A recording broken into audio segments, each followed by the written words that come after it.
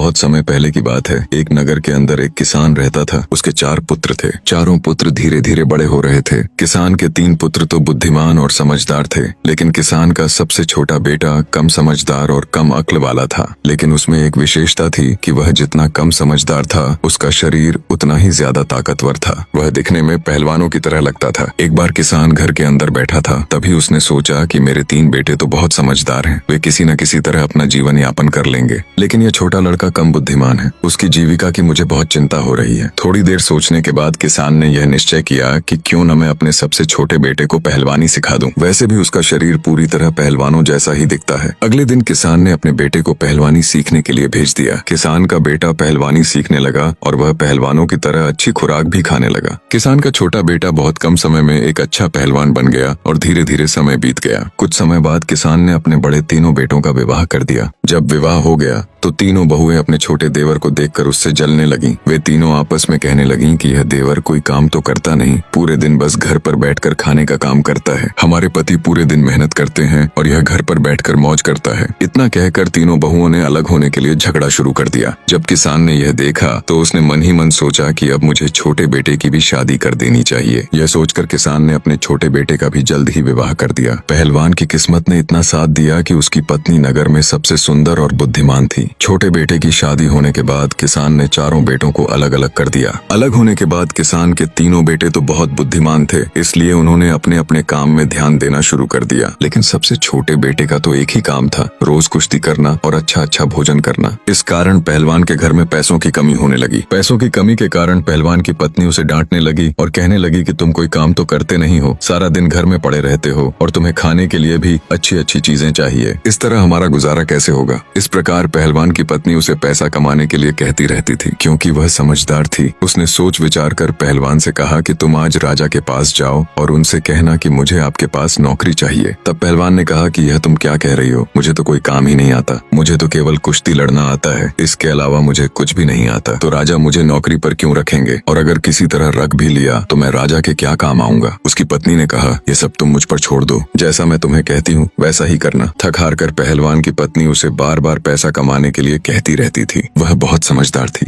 एक दिन उसने सोच समझकर पहलवान से कहा, तुम आज राजा के पास जाओ और उनसे कहना कि मुझे आपके यहाँ नौकरी चाहिए। यह सुनकर पहलवान बोला, तुम क्या कह रही हो, मुझे तो कोई काम ही नहीं आता, मुझे सिर्फ कुश्ती लड़ना आता है, इसके अलावा मुझे कुछ भी नहीं आता। राजा मुझे नौकरी पर क्यों रखेंगे, और अगर रख भी लिया तो मैं क्या काम करूंगा। मेरी पत्नी ने कहा, यह सब तुम मुझ पर छोड़ दो, जैसा मैं कहती हूँ वैसा ही करना। तुम बस राजा के पास जाकर कहना कि मुझे आपके यहाँ लखटिया की नौकरी चाहिए, और ये मत बताना कि तुम्हें कुछ नहीं आता। ये पत्नी की बात मानकर पहलवान राजा के महल की ओर निकल पड़ा। कुछ ही देर में वह महल पहुंच गया। राजा ने उसे देखा और मन ही मन सोचने लगे कि कितना ताकतवर और हृष्ट पुष्ट नौजवान उनके सामने खड़ा है। राजा ने पूछा, तुम यहाँ किस लिए आए हो। वे पहलवान ने कहा, मुझे आपके महल में नौकरी चाहिए। राजा बोले, ठीक है, लेकिन पहले यह बताओ कि तुम क्या काम कर सकते हो। पहलवान ने उत्तर दिया, ऐसा काम जो आपके पूरे राज्य में कोई नहीं कर सकता, वह काम मैं कर सकता हूँ, लेकिन इसके बदले में मैं आपसे 1 लाख रुपए लूंगा। यह सुनकर राजा कुछ देर सोचने लगे और फिर बोले, ठीक है, हम तुम्हें अपने महल में लखटिया की नौकरी करने के लिए रखते हैं। तब राजा ने अपने मंत्री से भी सलाह की। मंत्री ने पुराने बही खाते देखे और बताया कि राजा के दादाजी ने भी अपने समय में एक लखटिया को नौकरी पर रखा था। यह सुनकर राजा और भी निश्चिंत हो गए। इसके बाद राजा ने पहलवान से कहा, अब से तुम हमारे महल में लखटिया की नौकरी करोगे। जब हमें तुम्हारी आवश्यकता होगी तब हम तुम्हें बुला लेंगे, तब तक तुम महल के अतिथि गृह में रह सकते हो। उसी दिन से राजा ने उसे 1 लाख का वेतन देना भी शुरू कर दिया। पहलवान आराम से अतिथि गृह में रहने लगा। वह पूरे दिन अपनी पहलवानी करता, गाँव में घूमता फिरता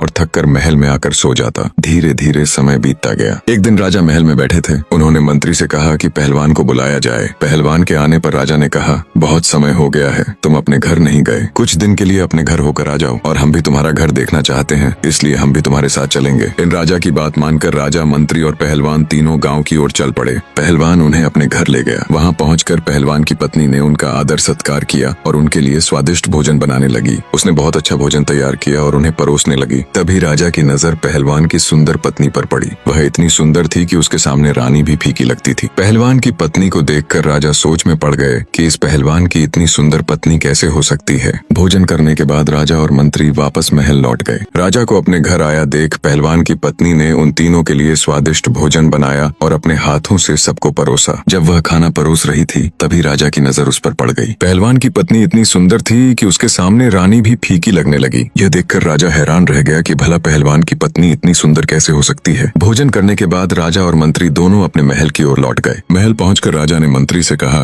मंत्री जी, यह पहलवान की पत्नी कितनी सुंदर है, हमारी रानी भी इसके सामने कुछ नहीं लगती। मंत्री ने उत्तर दिया, महाराज, सुंदर तो है, लेकिन इसके लिए क्या किया जा सकता है। यह सब किस्मत की बात होती है। किसी के हाथ में सोना होता है तो किसी के हाथ में मिट्टी भी नहीं आती। तब राजा बोला, मंत्री जी, मैं उस पहलवान की पत्नी को पाना चाहता हूँ। इसके लिए कोई उपाय बताइए जिससे वह मेरी हो जाए। मंत्री ने कहा, महाराज, मुझे थोड़ा समय दीजिए, मैं सोचकर कोई उपाय जरूर बताऊंगा। उस दिन से राजा और मंत्री दोनों मिलकर पहलवान की पत्नी को पाने के लिए षड्यंत्र रचने लगे। कुछ समय बाद अचानक महाराज की माता बीमार पड़ गईं। राजा ने कई हकीमों और वैद्यों को बुलाया, लेकिन कोई भी उन्हें ठीक नहीं कर पाया। अगले दिन महल में एक वैद्य आया। मंत्री ने उसे देखा और उसके मन में एक योजना आ गई। उसने सोचा कि यही सही मौका है, क्योंकि पहलवान ने कहा था कि जो काम कोई नहीं कर सकता वह कर सकता है। मंत्री वैद्य के पास गया और बोला, वैद्य जी, यदि आप हमारे बताए अनुसार राजमाता का इलाज करेंगे तो आपको 500 स्वर्ण मुद्राएं दी जाएंगी। 500 स्वर्ण मुद्राओं का नाम सुनते ही वैद्य के मन में लालच आ गया। उसने मंत्री से पूछा, बताइए मंत्री जी, मुझे क्या करना होगा। मंत्री ने कहा, आप राजा से ऐसी वस्तु मांगिए जो कहीं भी आसानी से उपलब्ध न हो। लालच में आकर वैद्य ने कहा, जैसा आप कहेंगे वैसा ही करूंगा। इसके बाद मंत्री वैद्य को लेकर राजमाता के पास गया। वैद्य ने राजमाता की नाड़ी देखी और राजा से कहा, महाराज, अब इनका इलाज आसान नहीं है। राजा ने घबराकर पूछा, क्यों वैद्य जी, क्या समस्या है। वैद्य ने कहा, महाराज, आपकी माताजी को केवल एक ही दुर्लभ वस्तु ठीक कर सकती है। राजा ने तुरंत कहा, आप बताइए,